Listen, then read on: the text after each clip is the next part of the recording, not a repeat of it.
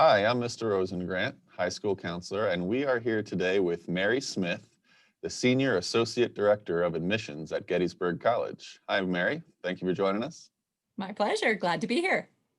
And we're going to talk a little bit today about admissions and specifically testing. So first of all, what are the SAT tests and how do colleges use these test scores as part of the application? Sure. Oh, the dreaded SAT, ACT question. It's interesting when I ask students what's an adjective to describe how they feel when they hear the words SAT or ACT. And I get a little bit of all of the above. So for those of you watching this recording, I'd be curious, to know your one adjective. I've heard fear, overwhelming, excitement, nervous, tired, exhausted, because they can be long tests. So it's interesting to me to see all of the different elements and conversations and feelings around the SAT and ACT. But to start with the basic foundation of what they are is simply they are standardized tests to assist in the admissions process. A little bit of history, they were actually started, the SAT was started in the early 1920s or so and was set up in such a way so that there was a particular Ivy League school that couldn't take everyone. So they had to have a selectivity method. It was not to predict how smart a student was. It was not to predict what they could and couldn't do. The only thing it was originally made to do was to predict how a student would do in their first year of college. That's it. That was what the SAT was initially developed for. And then of course the ACT came on board. They're two very similar tests. The SAT is run by the College Board. So if you sign up for different financial aid forms, obviously the SAT, AP courses, things like that, they are all done through the College Board, and the SAT and the PSAT are done through the College Board. ACT is its own company, and most colleges and universities will accept either or. Always good to ask that question, but most schools will accept both. And how we use it in the admissions process, the SAT and the ACT are sort of that standard measure, if you will.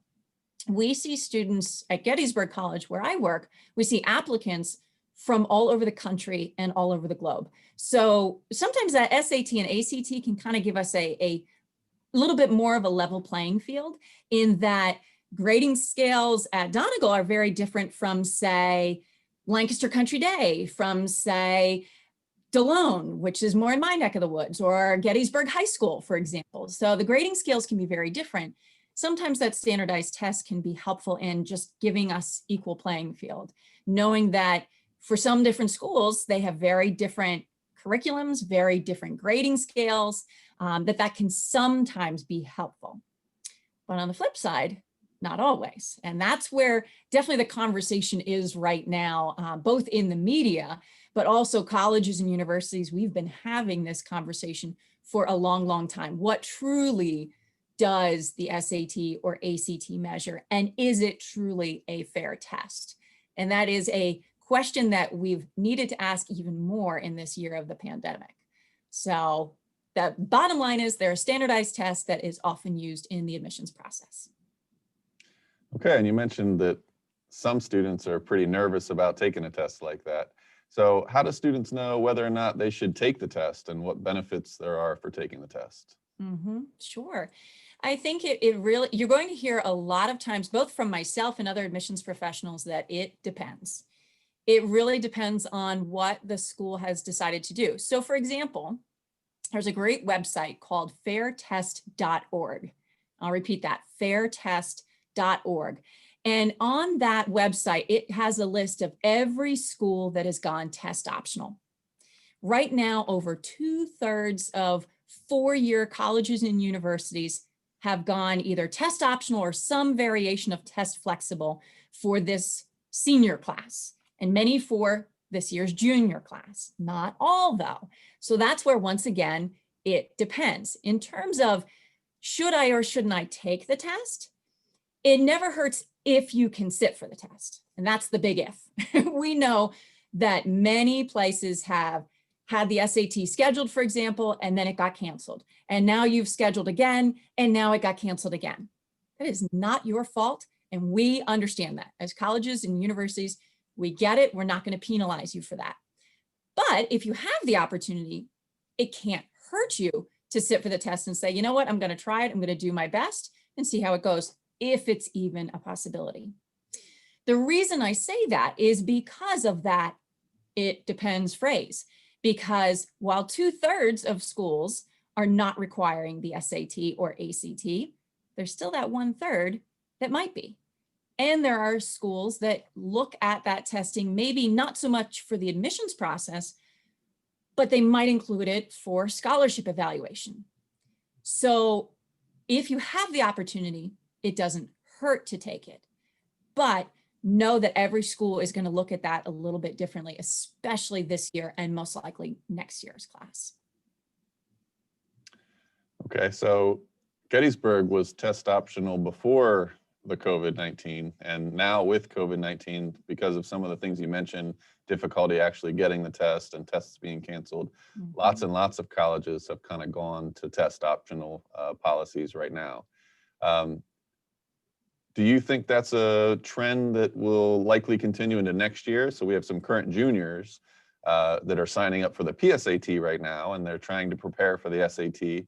We're hoping the PSAT doesn't get canceled, but we don't know what's going to happen. So does it look like this test optional? I guess, first of all, what is test optional? And does it look like test optional is going to carry into maybe even the following school year? Sure. So let's start with the what is test optional first. And I'll give you 3 phrases for test optional. There's test optional, there's test flexible, and there's test blind. And I'll explain what the variation is between those 3 pieces. So test optional, which is the majority of when colleges and universities are saying, we're going test optional, the majority are using that phrase, test optional. What that means is, if you choose to submit your test scores, we will look at them. If you choose not to, then obviously we won't. And we're not going to penalize you because you're not sending them on. It doesn't matter. Truly, test optional means that it is an option. So that's one piece of it. Test flexible. Some colleges and universities have decided to go test flexible, where they may not require the SAT or ACT, but maybe they'll require advanced placement scores, or maybe they'll require international baccalaureate schools, which I know Donegal does not have the IB program, but some schools do. So they may require some subject tests, some other types of tests. So they're flexible in what they're requiring or not requiring. Test blind is really what you want. Test blind is the college doesn't want to see your tests at all. And they will say right up front, we are test blind through this admissions process. If you submit them, we won't look at them. If you don't submit them, good, we don't expect them. So that's sort of your 1, 2, 3. Most colleges and universities right now have moved that direction of test optional, that first option. Then there's that test flexible. Then there's that test blind, where they won't look at your testing whatsoever in the process. Now, will that trend continue? Boy, we hope it will. As Mr. Rosengrant mentioned, Gettysburg College has been test optional since, I believe, 2007. So it's been quite a while for us. So we've kind of worked through the, what does this mean? And what does that mean? Or doesn't it mean? We found in some of our earliest years going test optional that for some students, it was very philosophical. They may have had a great score, but they didn't feel right about, there was something wrong to them about submitting their testing. So they chose not to. Okay, their prerogative. Now, in our earlier days of being test optional, because it was so new for us, we still required testing for scholarship purposes. Again, we're in a very different place. We've been able to work through a lot of things. That is no longer the case. We are truly test optional. Doesn't matter if you're applying to Gettysburg College from an admissions perspective, as well as scholarship consideration. We're truly test optional. What it does mean when you go test optional to Gettysburg and any other school that says, hey, we're test optional, is they're going to place that much more weight on your curriculum, how you've challenged yourself, especially your junior and senior years. Have you taken courses that really show that you've challenged yourself, that especially, let's say you're good in math and you've gotten lots of A's in math, but then you decide senior year, I don't want to take a math. but you've been really good in math. Take that senior math. Because again, we're going to be looking more intensely at that curriculum. And obviously we're looking at your grades, and we're looking at in the context of your school and what your school offers. So it's always within that. Now, that being said, Gettysburg is a holistic review process. And what I mean by that is we look at your grades, we look at your curriculum, we look at your school profile, we look at your school report. That's coming from your counselor. We look at your counselor recommendation. We look at your teacher recommendation. We look at your extracurriculars, including how they've changed right now in the wake of COVID. We look at your essay or personal statement. We look at your standardized testing if you choose to submit it. And anything else. We look at demonstrated interest. Have you done a virtual visit with us? Have you connected with me as your territory manager, your representative from Gettysburg? Those are 10 things, one of them being standardized testing in the evaluation process. But that's Gettysburg. We're a school that reads holistically. I have a lot of wonderful colleagues and friends at other institutions across the state. One of the advantages of having been in admissions for 20 years is I've also been very involved in our state association for college admissions, and that's called PACAC. So I talk with a lot of my peers at a lot of other institutions. A lot of times your larger institutions aren't going to be able to read all of those different pieces. And so they might assign a certain percentage to your transcript, a certain percentage to your test scores, and maybe something else. But it's a very different process. So it really behooves you to talk to the counselors at those schools, the admissions representatives like myself at those schools, to say, okay, do I or don't I submit my testing?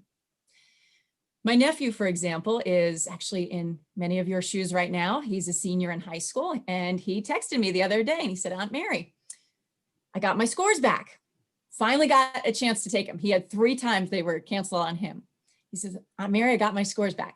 Should I submit them? Now he's applied to 6 schools. I said, well, Michael, you can submit to this school, but not this school. And have you looked at, my point is every school is going to have a different middle 50% of their SAT and their ACT range. What you need to do is go to every school's website and look at what their averages are. If your SAT score falls within their average, great. Doesn't hurt to submit it. If it falls below their average, you probably want to go test optional. If it falls well above their average, yes, submit. Absolutely. As my friend from Penn State, who I was talking with yesterday about this very question, I said, Jamie, tell me, would you recommend they submit? He said, if it's a good score for our campus, sure. But if not, don't. So it's really about doing your homework on the individual colleges and universities to figure out what their middle 50% of test scores are. And you can find that sometimes easily on a school profile. Sometimes you got to dig a little deeper into what they call the common data set, and you'll find it there because we're required to publish it. So we have students that want to know what is a good score, and I think you answered that. It depends on what school you're applying to for what that school is looking for.